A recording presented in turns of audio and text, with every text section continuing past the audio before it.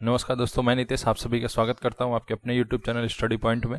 इस वीडियो में हम 12 फरवरी 2022 के कुछ महत्वपूर्ण करंट अफेयर्स के क्वेश्चंस करेंगे। इससे पहले यदि वीडियो पसंद आए तो वीडियो को लाइक करें, शेयर करें, साथ ही साथ चैनल को सब्सक्राइब करना ना भूलें और बेल आइकन को प्रेस करें, जिससे कोई वीडियो अपलोड हो तो सबसे पहले नोटिफिकेशन आपको मिले। तो आइए शुरू करते हैं। Drugs controller general of India यानी डीसीजीआई ने किस कोविड वैक्सीन की एकल खुराक के लिए आपातकालीन उपयोग की अनुमति दी है?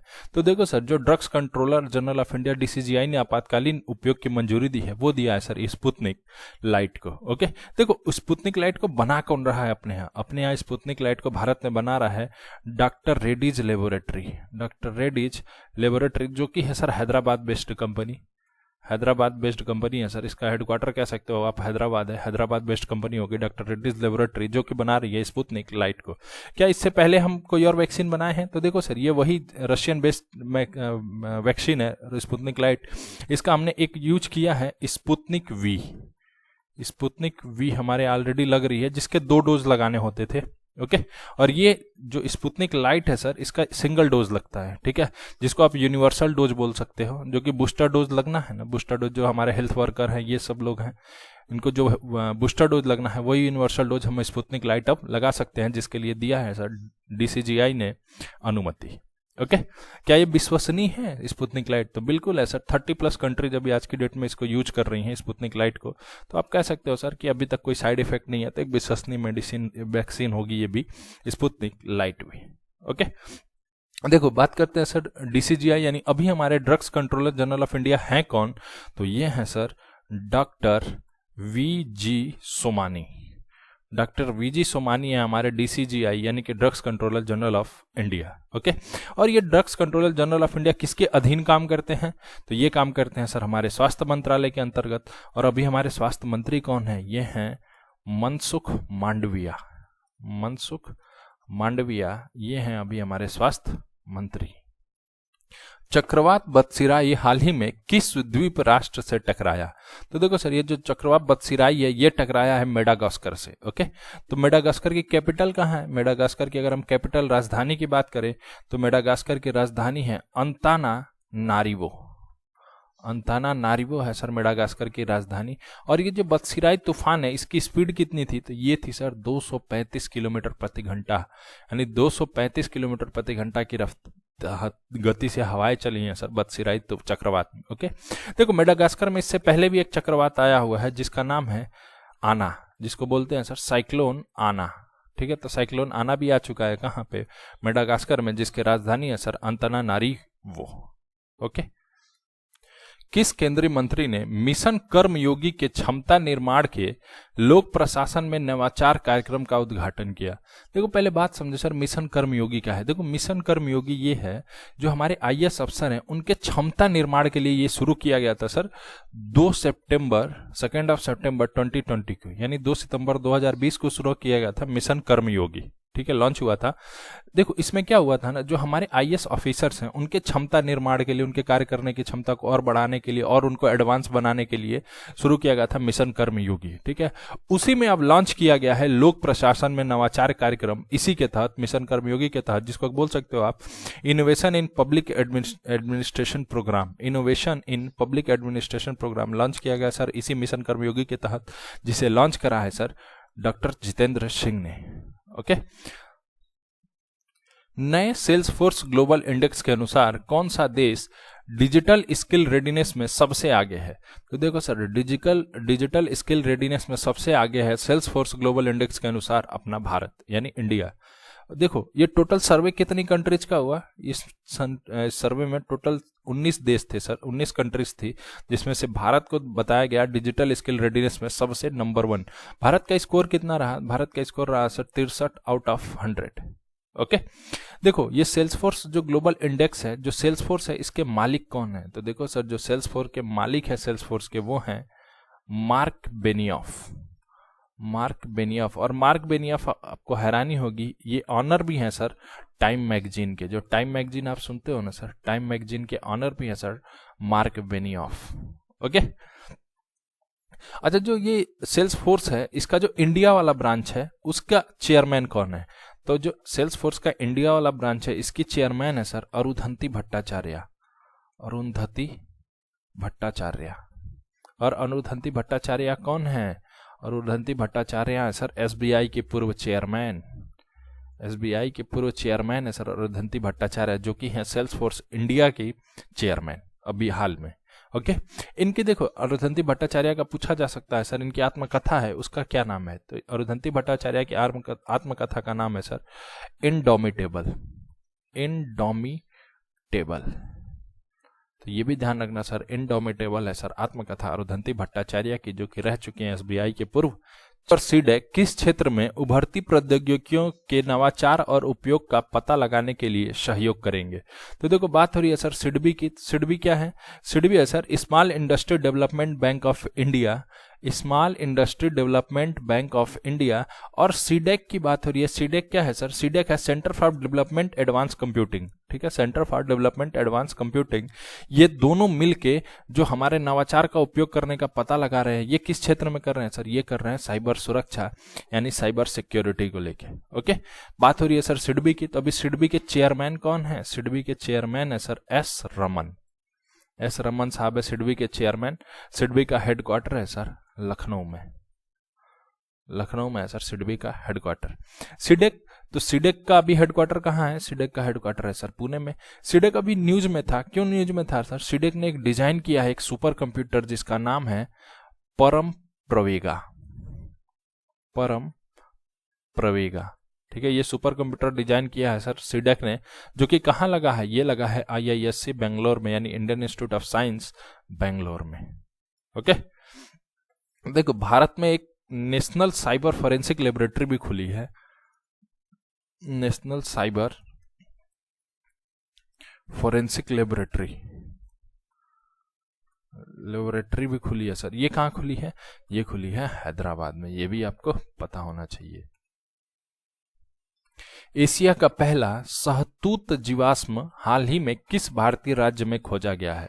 तो देखो सर एशिया का पहला शहतूत जीवाश्म खोजा गया है राजस्थान में। बेसिकली देखो राजस्थान में एक जगह है गूढ़ा, ठीक है, गूढ़ा बोलते हैं सर, राजस्थान में जगह है गूढ़ा। वहां पे है सर लिग्नाइट कोयले की खान, जो लिग्नाइट कोयला होता है उसकी खान है, वहीं पे ये खोजा गया है। और ये डिस्ट्रिक्ट देखोगे तो बीकानेर डिस्ट्रिक्ट में है। ये बीकानेर डिस्ट्रिक्ट काफी न्यूज में रहता है सर। बीकानेर डिस्ट्रिक्ट में है सर लिग्नाइट खान गूढ़ा में, वहां पे खोजा गया है सर शहतूत का जीवाश्म। और एशिया का पहला यह शहतूत का जीवाश्म होगा, काफी पुराना जीवाश्म है। ओके, शहतूत को इंग्लिश में क्या बोलते हैं? शहतूत को इंग्लिश में बोलते हैं सर मलबेरी। मलबेरी। और इसका जो साइंटिफिक नाम है वो है सर मॉरस अल्बा।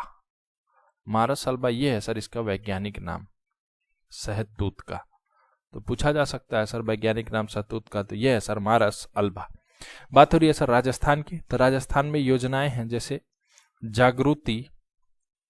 जागृति महिलाओं को काम पर वापस बुलाने के लिए जागृति बैक टू वर्क योजना, बैक टू वर्क योजना शुरू करा है राजस्थान की सरकार ने। IM शक्ति उड़ान योजना, IM शक्ति उड़ान योजना ये भी शुरू करा है सर राजस्थान की सरकार ने। ओके, देखो भारत का पहला, पूरे भारत का पहला अटल कम्युनिटी इनोवेशन सेंटर खुला है सर राजस्थान में। इनोवेशन सेंटर भी खुला है राजस्थान में। बेसिकली राजस्थान में कहाँ? तो सर जयपुर में। ओके, तो ये भी आपको पता होना चाहिए। हाल ही में गूगल ने विशेष रूप से किस क्षेत्र के लिए एक नया क्रोमबुक डिवाइस लॉन्च किया है? तो देखो सर क्रोमबुक डिवाइस क्या होता है? क्रोमबुक डिवाइस आप कह सकते हो एक तरीके से लैपटॉप या टैबलेट कह सकते हो, एक तरीके का लैपटॉप या टैबलेट है जिससे कि शिक्षा के क्षेत्र में इसको लॉन्च किया गया है। यानी इस पर टीचिंग करना और पढ़ाना, स्टूडेंट के लिए भी ये बेनिफिशियरी होगा और टीचर्स के लिए भी बेनिफिशियरी होगा। यानी इस पे पढ़ाना और पढ़ना दोनों काफी आसान होगा। तो इसके लिए लॉन्च करा है गूगल ने सर क्रोमबुक डिवाइस। ओके, तो ये लॉन्च करा है सर गूगल ने क्रोमबुक डिवाइस शिक्षा के क्षेत्र में, आप कह सकते हो एजुकेशन के लिए। ओके, गूगल ने और क्या किया है?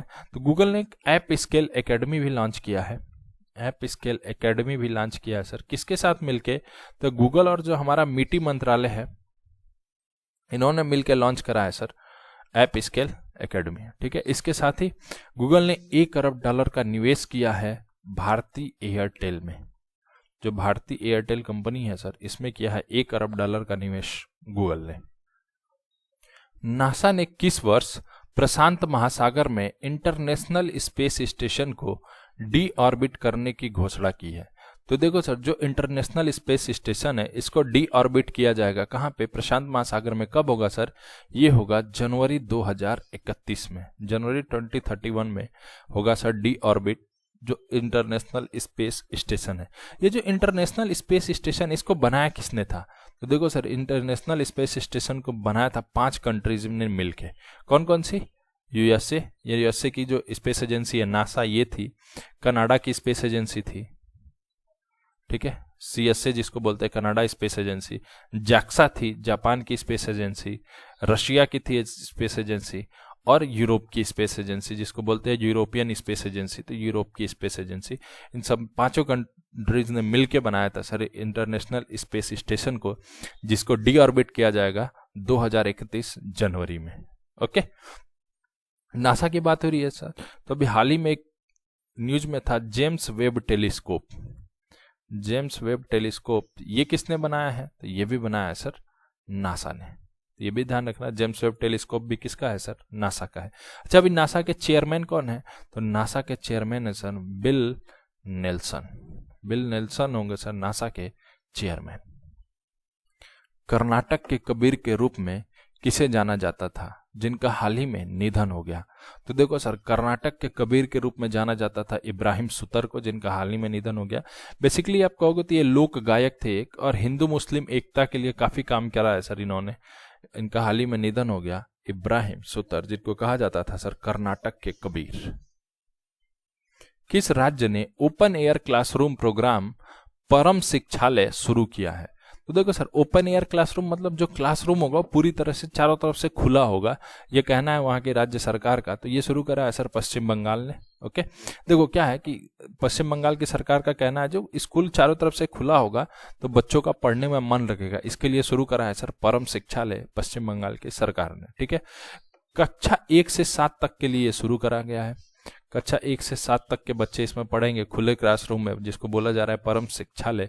और बाकी एमडीएम वगैरह की जो सुविधाएं हैं वो तो ऑलरेडी मिलेंगी ही मिलेंगी।